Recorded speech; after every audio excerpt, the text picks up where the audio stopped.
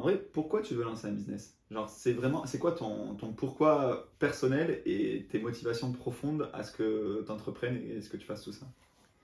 Alors, il y a plusieurs raisons. Il y a deux raisons assez évidentes. La première, c'est pour l'argent.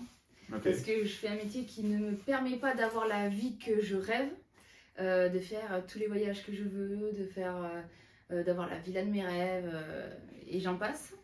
Le deuxième, c'est la liberté.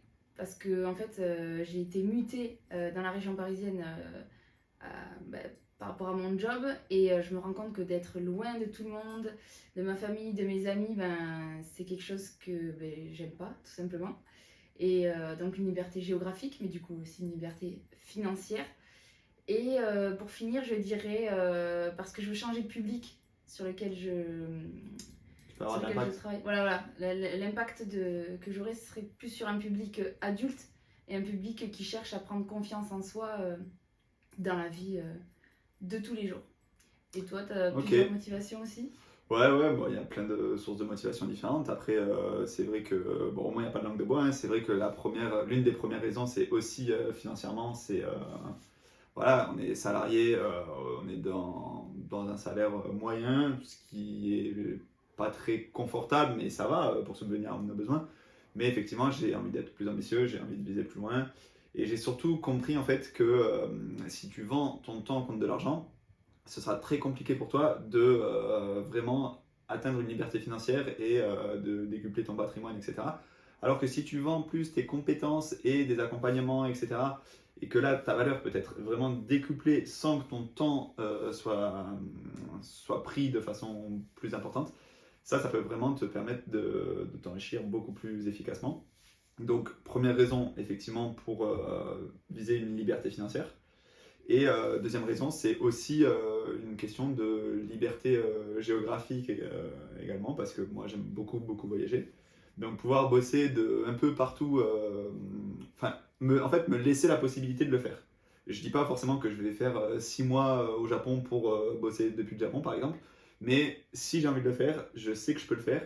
Et ça, franchement, c'est un confort, je pense, que je n'ai pas aujourd'hui et c'est quelque chose que je recherche. Donc c'est vraiment cette idée de liberté, de pouvoir entreprendre comme je le veux, et surtout aussi me fixer moi-même mes objectifs et me dire, bah, si je veux bosser que le matin, je bosse que le matin. Si je veux bosser de 18h à minuit, je bosse de 18h à minuit. Si je veux pas bosser de la semaine, mais je veux bosser le week-end, enfin, c'est voilà, être libre dans cet aspect-là de ma vie et pas être défini par des horaires où tu dois prendre effectivement des transports en commun aux heures de pointe à un endroit que tu n'apprécies pas forcément. Donc moi, comme toi, je suis en région parisienne, oula, je vais la refaire, en région parisienne, mais pour le coup, j'aime bien ça. Et parce que je suis dans Paris intramuros, c'est vraiment, j'aime bien ça, mais me laisser la possibilité d'explorer ailleurs, c'est vraiment la raison pour laquelle j'entreprends. Et ensuite, il y a une autre raison aussi, c'est pouvoir aider un maximum de personnes à avoir cette éducation financière. Donc ça revient à ce qu'on a déjà dit. C'est vraiment, moi j'ai pas eu accès à ça dans ma jeunesse ni dans mon éducation, et je sais que peu de personnes l'ont. Et j'aimerais en fait que ça change, et j'aimerais participer à ce changement de me dire que de plus en plus de personnes, et peu importe d'où tu viens, tu peux avoir les informations nécessaires pour investir ton argent et prendre soin de tes finances, etc. Et du coup, qu'est-ce que tu as fait cette semaine pour concrètement aider ces personnes? Alors, qu'est-ce que j'ai fait? Ben, j'ai continué de travailler sur ma création de contenu. Donc, j'ai tourné beaucoup de vidéos courtes, TikTok, YouTube Shorts. J'ai tourné aussi des vidéos YouTube, donc, où je rentre un peu plus en détail dans un sujet en particulier. Par exemple, alors je ne sais pas si ça te parlera, mais j'ai fait une vidéo sur le problème du PEA, par exemple.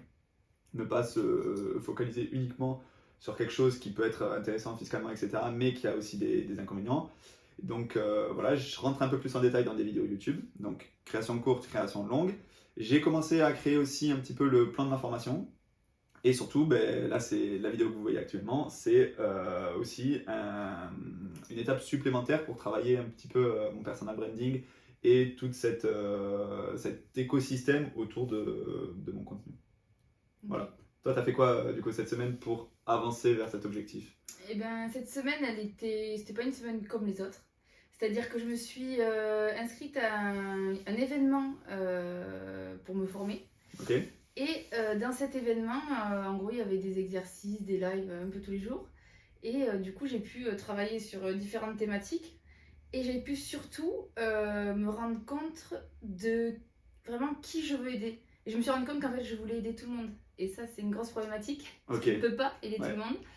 Et j'ai essayé de vraiment chercher au plus profond de moi de pourquoi je veux aider ce type de personnes et pourquoi j'ai vraiment envie de les aider, mais vraiment qui au final? Aider qui? Mais du coup, tu as réussi à l'identifier. Quel type de personne tu veux aider? Ouais, donc du coup, j'en suis venue au fait d'aider les personnes qui n'aiment pas le sport, qui vraiment en EPS, ils avaient horreur de l'EPS, ils n'aimaient pas l'EPS, donc c'est le genre d'élèves qu'on a au quotidien au final. Ouais. Et Pas tous, mais non, pas certains. tous forcément, mais on a beaucoup d'élèves comme ça qui n'aiment pas forcément le sport et l'EPS, donc on essaie de trouver des astuces pour les aider. Et le problème, c'est qu'en fait, dans leur vie d'adulte, après, ils deviennent sédentaires et ils n'ont pas d'activité physique. Et ça joue aussi sur leur confiance en eux, sur leur santé. Et moi, c'est quelque chose sur lequel je veux avoir un impact. Et notamment sur la perte de poids. C'est-à-dire que je ne sais pas pourquoi je me suis passionnée de ce thème-là, la perte de poids. Et je suis entourée de beaucoup de personnes qui veulent perdre du poids. Et en fait, tout mon quotidien est un peu rythmé par ça parce que pour moi, tout est carré, tout ce que je mange, c'est carré, toutes les activités physiques et l'activité physique est carrée. Et c'est vraiment quelque chose qui me passionne. Et donc, du coup, j'ai envie d'aider ces gens-là. Et c'est aussi parce que quand j'étais au lycée, j'ai été en section sportive, foot.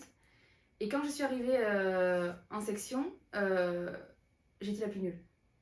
Et vraiment, ça a eu. Je me suis sentie tellement mal, genre je me trouvais nulle, quoi, parce que les autres filles avaient beaucoup plus d'expérience que moi dans le foot. Et je me suis sentie tellement nulle. Pourtant, pour moi, j'ai toujours été sportive, le PS, c'était pas un problème. Et là, de me sentir nulle dans une activité physique, ça a vraiment eu un impact sur moi. Du coup, en fait, c'était un cercle vicieux.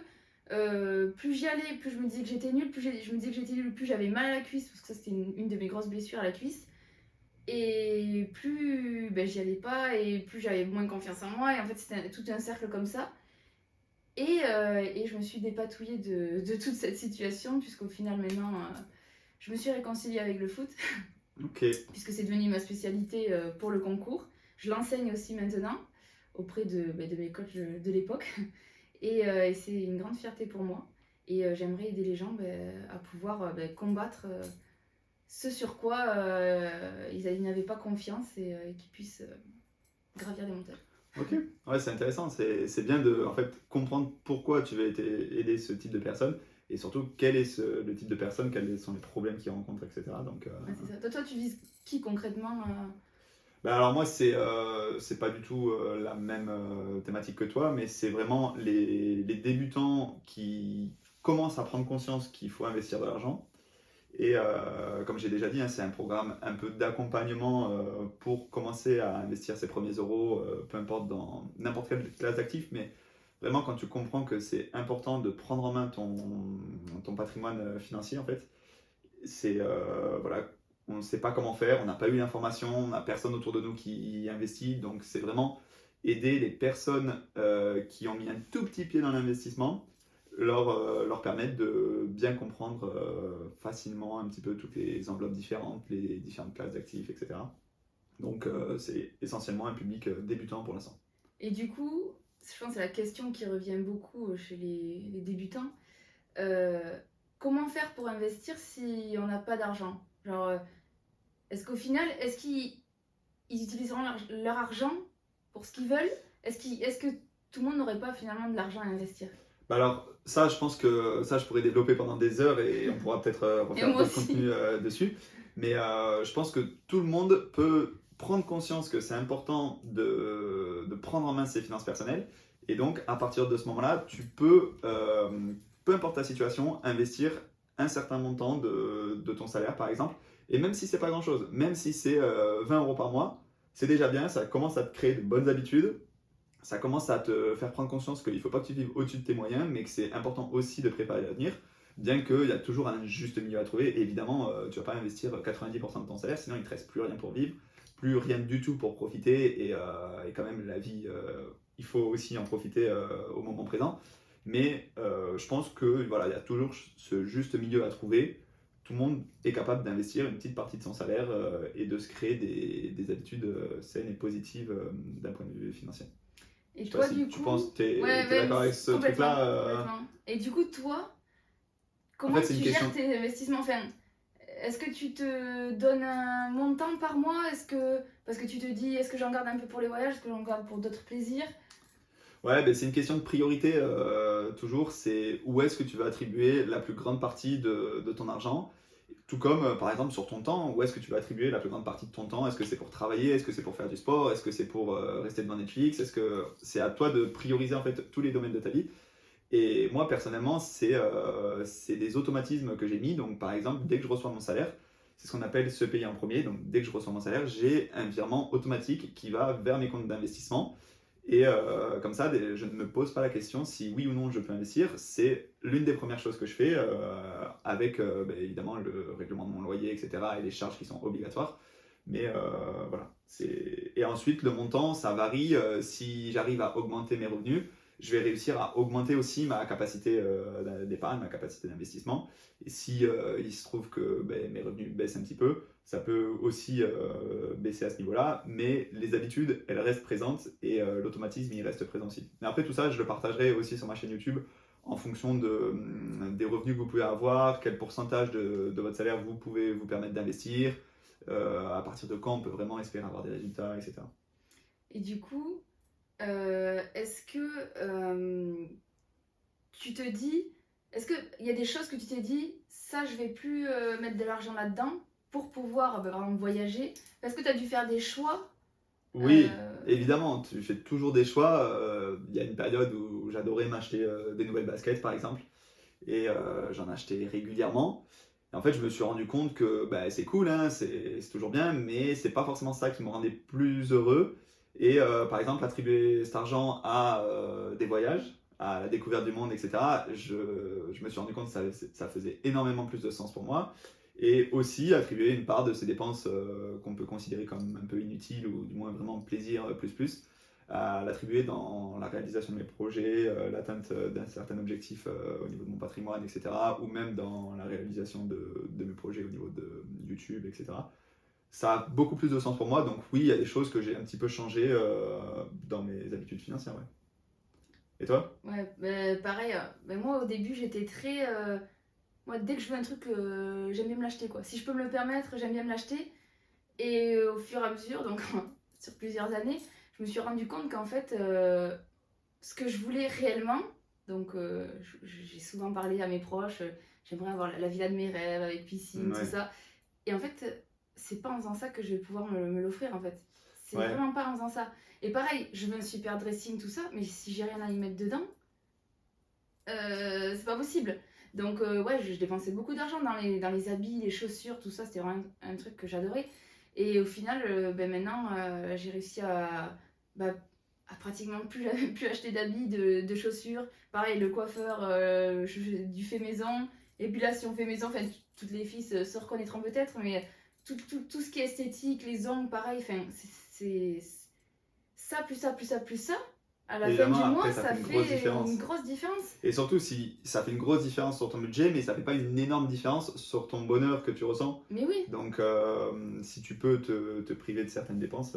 mais clairement. Et puis, c'est surtout en ayant ces objectifs. Par exemple, là, tu vois, j'ai l'objectif d'aller à Zanzibar. Mais c'est un objectif concret. Je sais que j'y vais et Hmm. quand je vais y aller, enfin, je vais tellement ressentir Ouais, ce ouais, ouais. bonheur. Encore une fois, c'est une question de Voilà. priorisation, quoi. Parce qu'après, forcément, si tu mets de côté sans savoir pourquoi et qu'il n'y a pas de but précis derrière, bah, c'est difficile de se Ouais. projeter et de se donner les moyens de mettre de côté, en fait. Je suis d'accord, ça a moins de sens. Ouais, complètement. Ouais, ouais. Après, c'est encore une fois, l'idée, c'est pas non plus, ce qu'on est en train de dire, c'est pas non plus de se priver totalement et de vivre en faisant aucun plaisir, aucune sortie, aucun restaurant, aucun voyage, rien. Mais c'est de savoir doser, Faire des savoir choix gérer aussi. son budget, etc. Tous les Et excès faire ne des sont choix. pas bons. Donc, il faut Ouais, trouver un juste ouais, ouais, milieu. ouais. Et il y a quelque chose, moi, que j'aime bien aussi, c'est en fait, si tu priorises ton plaisir à l'instant T, tu sacrifies un peu ton plaisir à moyen long terme. Et si, à contrario, tu essayes de faire des efforts pour que à l'instant T, ce mois-ci, j'ai pas forcément besoin de la nouvelle paire, etc. Mais finalement, là, tu sacrifies ton plaisir à l'instant T, mais tu te dis, c'est pour le moyen long terme aussi, ce qui On va acheter le permettra double ou le d'avoir... triple plus tard. oui, C'est vrai. c'est dans la logique d'investir tout ça, c'est... Et du coup, Pour moi, c'est la bonne démarche à avoir. t'as Après, c'est déjà personnel. investi en toi, par rapport à pour te former ou Ouais, même pour te coacher physiquement ou autre? ouais, j'ai investi, j'ai déjà investi dans des formations en ligne, j'ai investi dans du matériel pour les vidéos, etc. J'ai investi dans pas mal de bouquins aussi, des livres de développement personnel, de business, d'investissement, etc. Et tout ça, je pense que c'est finalement peut-être l'investissement le plus important, au-delà de mettre son argent, que ce soit dans l'immobilier, dans la bourse, etc. Parce que ce qui est en toi, ça va rester en toi pour jusqu'à la fin de ta vie. Alors que les autres types d'investissements, il y a toujours un certain risque, etc. Mais à partir du moment où tu as investi dans des connaissances et dans des habitudes, etc., là, je pense que c'est vraiment l'un des investissements les plus rentables qui soit, quoi. Ouais, je suis complètement d'accord. Toi aussi, tu as investi en Ouais. toi? Ouais, complètement. J'aurais pas pensé mettre autant d'argent pour investir en moi. Ouais. Mais quand je vois au final ce que ça m'a apporté et tout ce que je développais rien que au niveau de mon état d'esprit et de comment j'agis au quotidien, je me dis mais c'est le meilleur investissement que j'ai pu faire. Et au final, au début je me suis dit mais est-ce que j'ai cet argent? Au début j'avais pas cet argent. Et justement parce que j'avais investi en immobilier tout ça. Et je me suis dit mais j'ai pas cet argent, comment je vais faire? Et au final je me suis débrouillée, c'est impensable, je me suis débrouillée. Et en fait vu que j'avais cet objectif là, je me suis mis à faire des heures sup. Parce que j'avais pas le choix en fait, parce qu'il fallait que je rembourse cette formation. Je me suis mis à faire des heures sup et j'aurais jamais fait ces heures sup si j'avais pas cet objectif derrière en fait. Ah, mais oui, quand tu as, En fait, vraiment un objectif, je pense que tu peux aller chercher. Alors, c'est c'est pas ça. évident pour tout le monde, etc. Mais tu peux toujours aller essayer de chercher une deuxième source de revenus, des heures supplémentaires, de l'entrepreneuriat, etc. pour atteindre tes objectifs. Et quand on parle de formation en soi, il n'y a pas que non plus un investissement financier. Donc, on a parlé d'investir de l'argent, etc. Mais tu investis aussi du temps, en fait. Travailler plusieurs heures par jour sur toi-même, sur ton business, etc. Je pense que c'est aussi ça qui, sur le long terme, alors à l'instant T, c'est sûr que c'est pas rentable, mais Oui. sur le long terme, en fait, c'est l'effet cumulé un petit peu et créer, etc., proposer de la valeur, etc. Au bout d'un moment, ça finira par être payant et je pense que voilà, l'investissement en temps, c'est aussi quelque chose qu'il faut pas du tout négliger, quoi. Mais c'est ce que je me disais, parce que je me disais, mais en fait, je passe mon temps à penser à mon business. Genre, je passe mon temps à faire ça. Enfin, tous les soirs, j'y réfléchis. La nuit, tellement j'y réfléchis aussi. Des fois, je me réveille à 6h du mat, je suis en train d'écrire sur mes notes parce que je viens de penser à un truc. Enfin, genre, j'y pense tout le temps. Mais en fait, quand tu kiffes et ce que tu fais, en fait, tu t'en fous du temps Ouais, que tu tu vois mets. pas ça comme un travail, tu vois Et ouais, vraiment c'est ça ça qui est comme incroyable. une manière de t'améliorer toi personnellement. Ouais. Et en fait, ça, c'est pas de 8h à 18h, c'est H24 en fait, et Ouais. jusqu'à la fin de tes jours. Mais oui, c'est comme le week-end, parce que du coup, en tant que prof de PS, on dit ouais, on a nos week-ends, on a nos soirs, on a nos vacances et tout. Mais en fait, les gens se rendent pas compte que, pour nous en tout cas, nous, quand on n'est pas au travail, on est encore au travail. Enfin, Ouais, on essaie de monter un truc. Alors, pour les gens, en fait, les gens n'arrivent pas à se rendre compte que c'est du travail. Parce que tu vas pas à un bureau, t'as pas des horaires, nana. Et bon, on n'a pas de salaire forcément aussi. Mais je veux dire, c'est quand même quelque chose d'important pour nous et c'est quand même du travail, quoi, enfin, tout simplement. ouais. C'est comme travailler chez nous, comme les profs de PS, ils ont 20 heures en fixe devant élèves, mais il y a quand même Il y a toute du une travail préparation. derrière, avant, après, etc. Ouais, je suis d'accord. Dès que c'est du Mais de toute travail chez façon, nous. je pense que il y a une phrase moi que j'aime bien, c'est le travail ça rend heureux. Parce qu'en fait, travailler sur tes objectifs fait que tu vas atteindre. En fait, la réalisation de tes objectifs, je pense que c'est ça aussi une partie du bonheur. C'est pas juste arriver au point final, c'est vraiment ce processus qui te permet de travailler régulièrement et de te dire, là, je suis en train d'avancer pour devenir une meilleure version de moi-même, etc. Donc c'est pour ça, on bosse et on compte pas les heures, quoi. Ouais, c'est ça. Et puis, en fait, pour nous, surtout pour moi, c'est complètement nouveau tout ça. Et je me rends compte de certains trucs que moi, en tant que simple prof de PS, que je regardais de l'extérieur, je voyais pas la difficulté de tout ce qu'on est en train de faire là, en fait. Ouais. Genre, Ah, c'est clair que c'est pas facile, hein, rien notamment que, quand rien on que se lance. sur soi-même, quoi. Genre, comment on se trouve à la caméra, comment Ouais. la lumière, le son, s'entendre parler, se regarder, enfin tout ça, c'est des choses Il y a qui toutes sont ces super difficultés dures. techniques, et Ouais. puis en plus, tu peux avoir aussi des commentaires négatifs, Ah des oui. critiques qui arrivent très rapidement, même quand Mm. t'as pas beaucoup d'abonnés, les premiers abonnés qui sont très compliqués à acquérir, Ouais. les premières vues qui sont compliquées aussi. Enfin, il y a énormément Et de les difficultés, proches. mais Les proches qui et, comprennent pas. et les proches qui comprennent pas, mais en même temps, tu peux pas leur en vouloir Ouais. de pas comprendre enfin, cette envie de vouloir entreprendre des choses personnellement, parce que déjà, je pense que tout le monde n'est pas fait forcément pour l'entrepreneuriat. Ouais. Il y en a qui ont besoin d'avoir des horaires précises, qu'on leur dise quoi faire, etc. Et puis, en fait, ils sont pas du tout dans cet univers, donc forcément, ils comprennent pas. Et même certains, je vais avoir envie de te dire, ils ont envie de te freiner en mode prends pas trop de risques, attention, c'est compliqué, attention, mets pas trop d'argent dans cette formation en ligne, etc. Ça sert à rien, C'est c'est pour de ça l'arnaque. que valait mieux Donc, pas en parler. donc ouais, des fois, bon, tu peux en parler, ils comprennent pas. Moi, je m'attache pas trop là-dessus, ou alors t'en parles pas. Mais moi au début j'étais très Et tu attachée. rencontres les résultats après, quoi, en Ouais. quelques années. Putain, il me tarde. Ouais. Ouais. Bon, mais je pense on va s'arrêter là-dessus, non? Ouais, je pense On que. a parlé de pourquoi on faisait ça, qui c'est qu'on ciblait, et pourquoi on a envie de continuer à travailler là-dessus, quoi. Vivement les résultats. Ouais, mais bon, encore une fois, c'est Régularité, patience. régularité et patience. Je suis entièrement d'accord avec toi.